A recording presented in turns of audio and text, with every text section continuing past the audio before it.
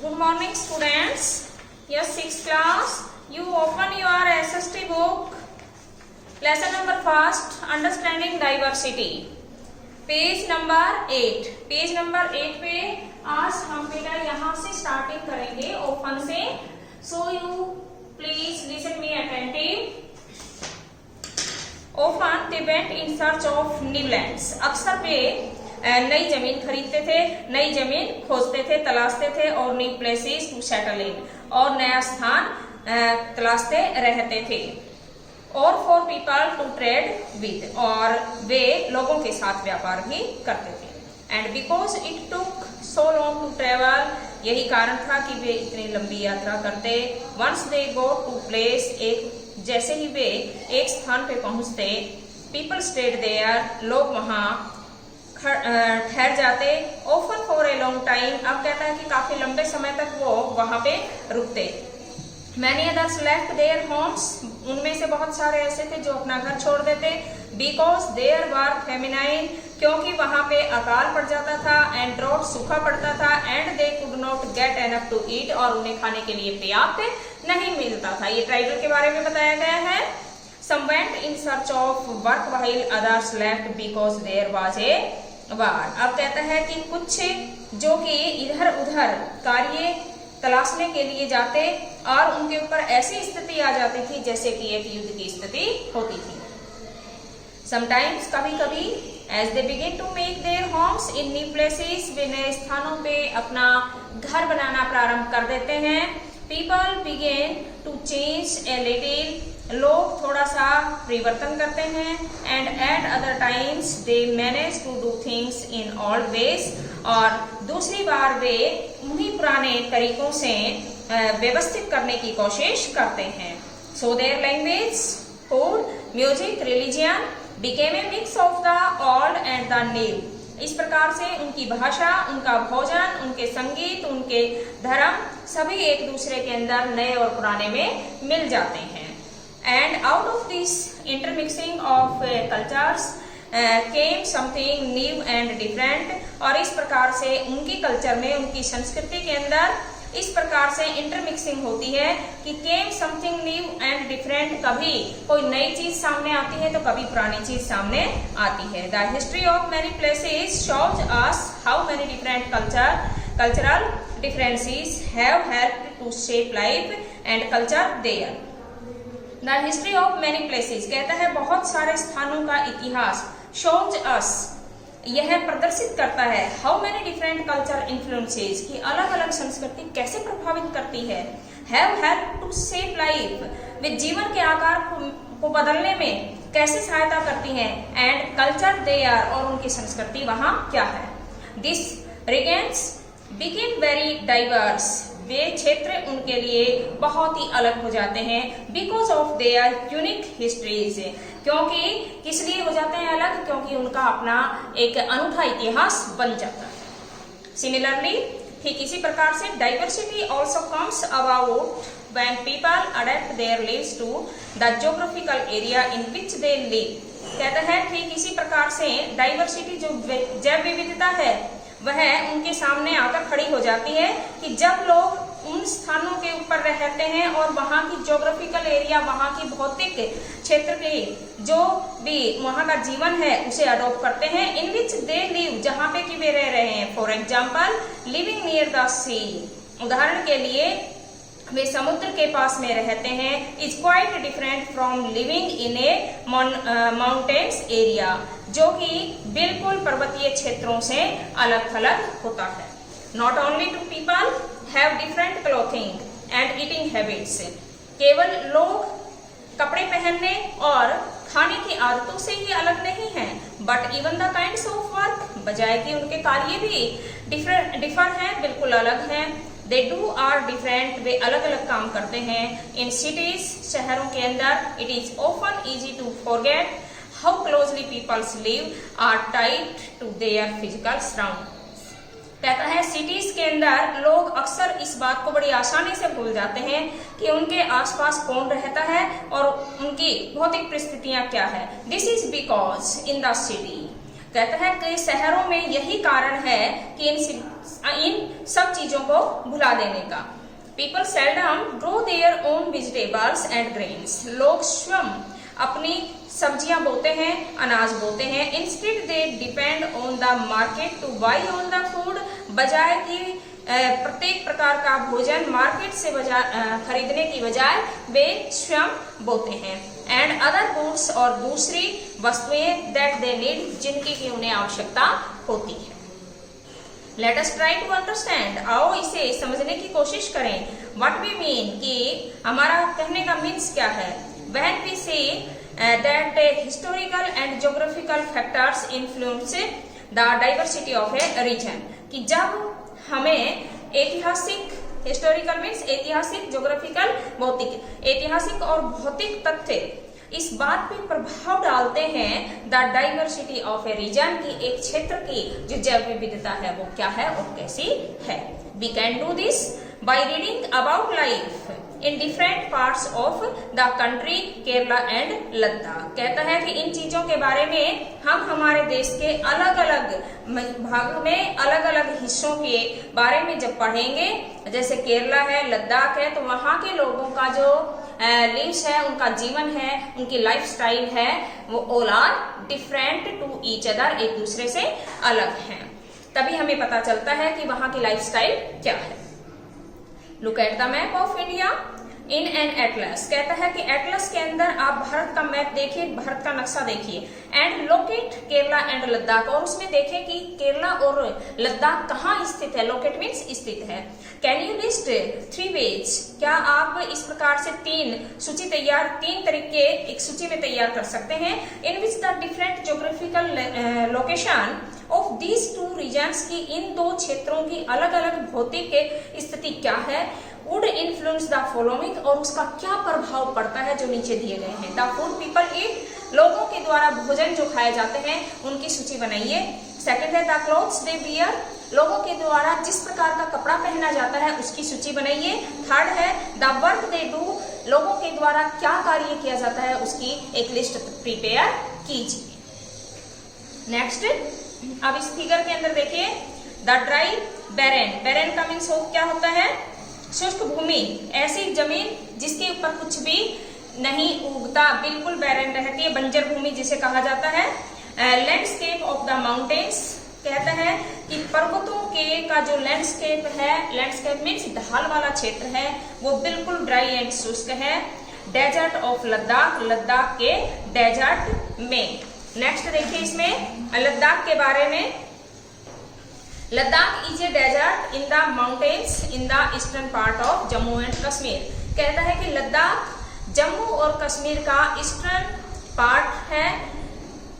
Is a desert in the mountain, Ladakh एक ऐसा desert mountain है, एक ऐसा पर्वतीय क्षेत्र है जो बिल्कुल डेजर्ट है और जम्मू और कश्मीर के पश्चिमी भाग में है।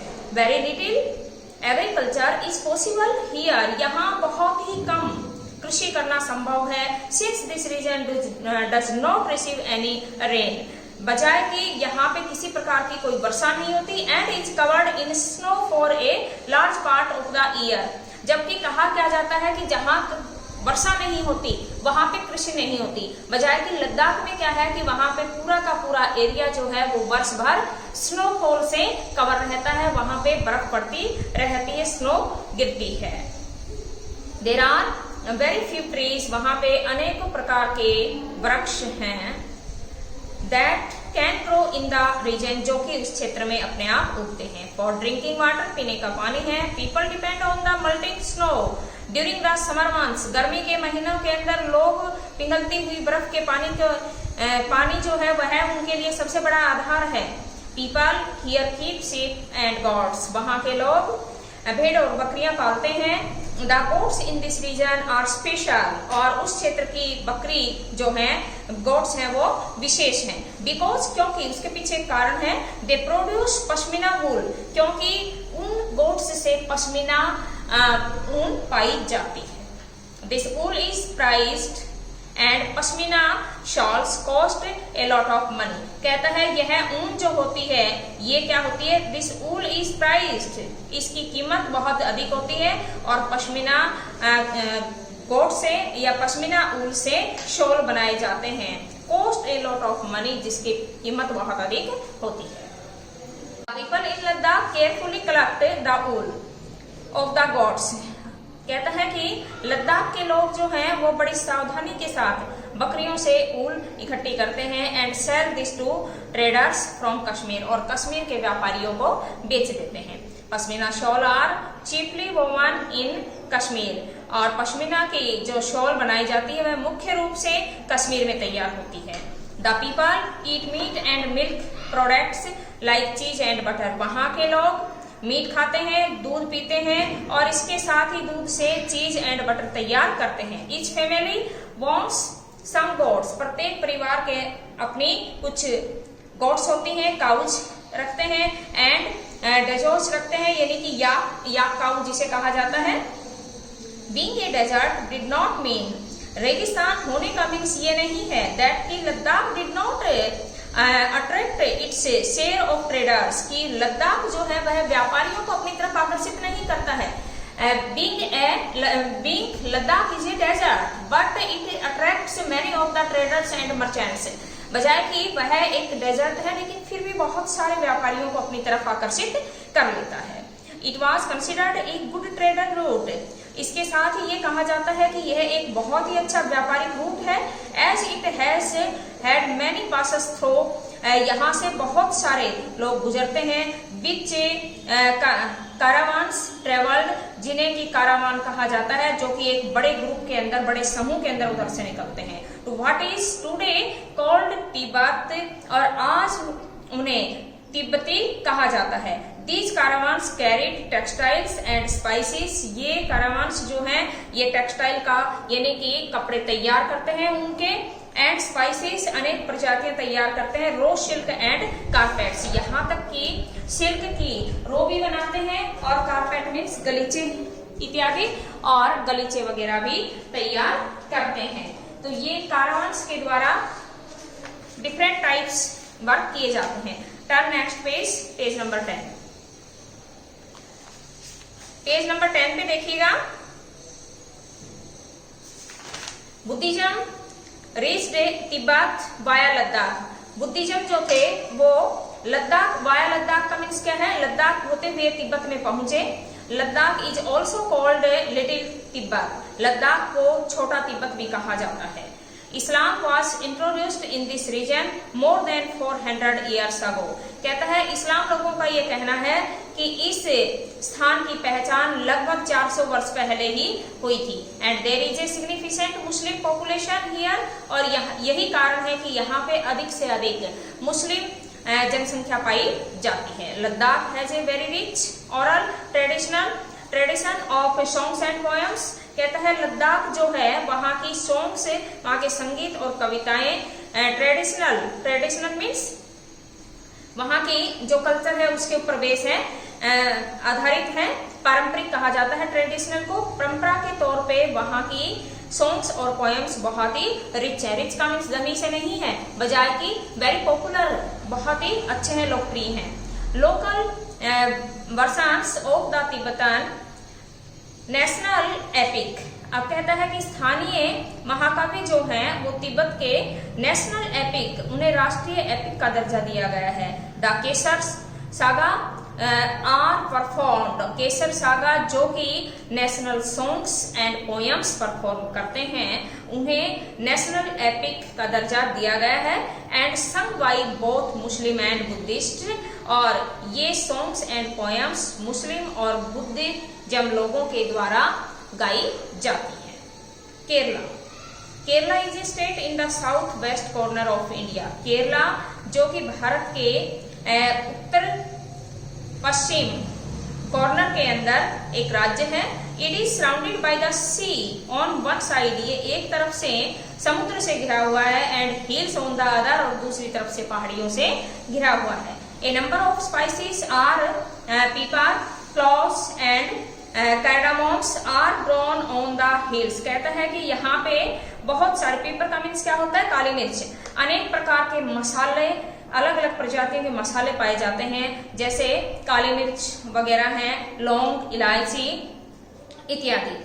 It is spices that made this region, ये सभी मसाले इस क्षेत्र में पाए जाते हैं। An attract place for traders, और यही कारण है कि ये वहां के व्यापारियों को अपनी तरफ आकर्षित करते हैं। Jewish and Arab traders were the first to come here, सबसे पहले जेविस यहूदी, जेविस मीन्स यहूदी, यहूदी और अरब के व्यापारी जो थे वो यहाँ पे व्यापार करने के लिए आए थे। The apostle of Christ ST Thomas is believed to have come here nearly 2000 years ago, ये माना जाता है कि लगभग 2000 वर्ष पहले यहाँ पे apostle of Christ and S T Thomas दोनों ही व्यापार के तौर पे यहाँ आए, and he is credited with bringing Christianity to India, और इसके साथ ही भारत में उन्होंने क्रिश्चियनिटी की स्थापना कर दी और उन्होंने अपनी साथ बनाई। Okay students, at this time I have stop my lesson and read next day.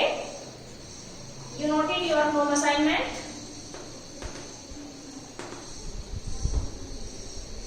First of all, do lesson reading.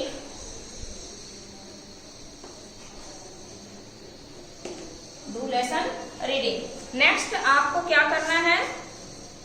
एक तो कौन कौन से मसाले पाए जाते हैं? Which are, what are kinds of? Question first है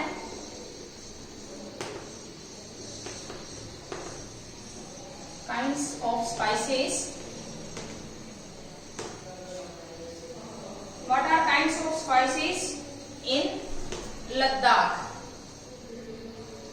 लद्दाख में भी और केरला में भी, दोनों, केरला का कीजिए आप पहले।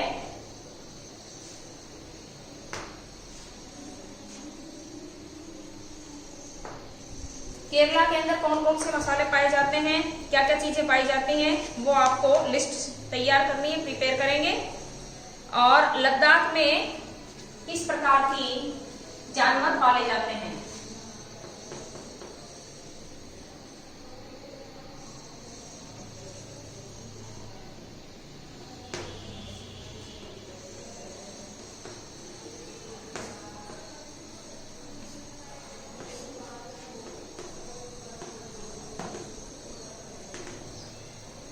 What are kinds of pet animals in Ladakh?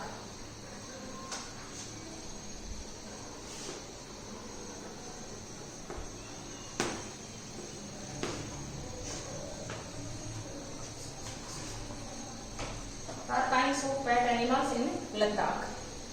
Find out and write down in your notebook. Okay students, see you next day.